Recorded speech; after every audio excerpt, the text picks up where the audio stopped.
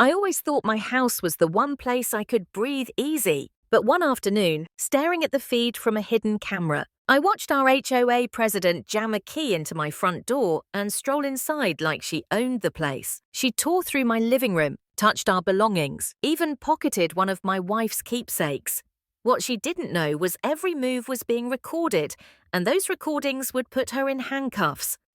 Act 1. The Spark of Conflict. My name's Mark. My wife Sarah and I had just moved into Oak Creek, a neighborhood advertised as lakeside peaceful living. White picket fences, joggers with golden retrievers, the works. At first, it really felt like we'd found our quiet corner of the world. Then we met Karen. Patricia Karen Hensley, HOA president, self-anointed queen of Oak Creek. Perfectly pressed blouse, a sharp bob haircut, sunglasses she wore like armor. She ruled with a clipboard in one hand and fines in the other. At first it was petty stuff, $25 for a garden hose not coiled properly, $50 because a single weed dared sprout by the mailbox. Sarah and I shrugged and paid the first couple, figuring it wasn't worth the drama. Big mistake. Paying was like blood in the water. Karen smelled weakness. Next came a letter demanding we correct our trash can schedule. Then a warning for leaving Sarah's flower pots on the porch. But the final straw was when she slapped a violation on us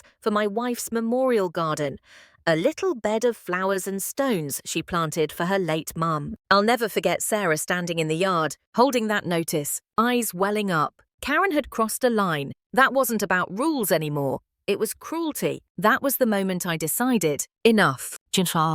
Act 2. Escalation and the twist. We came up with a plan. We'd remove the memorial garden temporarily, keep everything intact, and in its place, set up a bright, oversized birdhouse. Nothing illegal about it, but we knew it would irritate Karen's need for control. Meanwhile, I wired the house with hidden cameras, all synced to cloud storage. A week later, the trap was set. Karen strolled by with her usual clipboard. She tacked a violation notice to our door, then glanced around, reached into her purse, and pulled out a shiny master key. She tried the lock, it didn't fit. Her lips tightened. She stepped aside, pulled out her phone, and 10 minutes later, a locksmith van pulled up. One of her buddies, through my camera feed, I watched them work the lock. Karen slipped inside like she was inspecting a rental property. She ran her fingers along our bookshelves, opened drawers, even went into our bedroom. At one point, she picked up Sarah's locket, the one her mother gave her before she passed, and slid it into her pocket. I was shaking with rage, but I held back. We needed the evidence. By the time she left, we had hours of footage of her trespassing and stealing. I called the police, confident this was it, the end of her reign. But then came the twist. Instead of them arresting Karen, 2 officers knocked on my door that night with a warrant. For me, turns out Karen had filed a complaint earlier, accusing me of threats, of owning an unregistered firearm, even hinting I had a criminal record, completely fabricated, but enough to muddy the waters. And now I was in cuffs, being driven away while Karen watched smugly from across the street. That was my lowest moment, sitting in a holding cell, staring at grey walls. I actually thought about giving up. Maybe Karen was untouchable. Maybe she really was above the law. I replayed everything in my head. Had I gone too far? Baiting her like that? Was I just feeding into her power trip? For the first time, I doubted myself. But Sarah, she wasn't ready to quit. She reminded me about a detail I'd overlooked. The invoices. We had receipts from landscapers, vendors, strange expenses billed to the HOA that didn't add up. That was the thread we needed to pull. Act 3. Climax and justice. Word of my arrest spread fast, and something unexpected happened.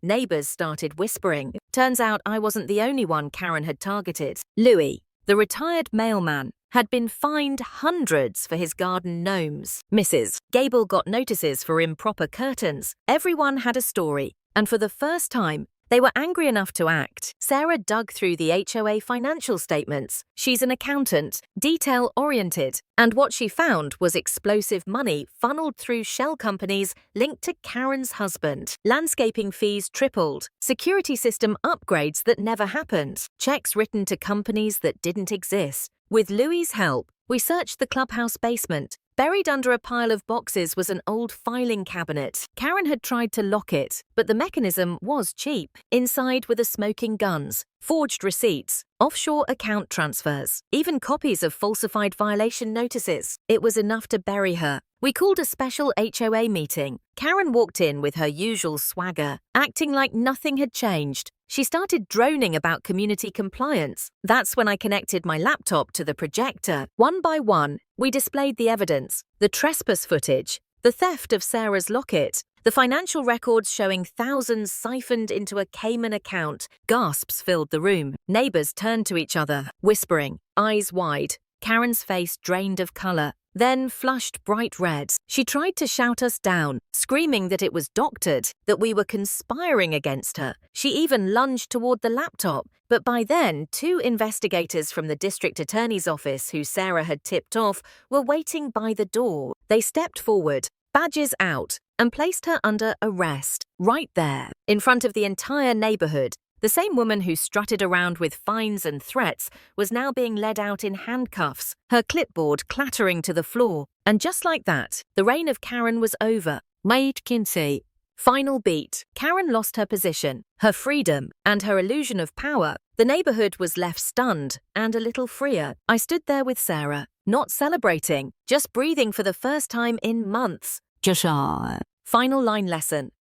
When someone builds their kingdom on fear, it only takes truth and a community willing to stand together to bring it crashing down. Wow.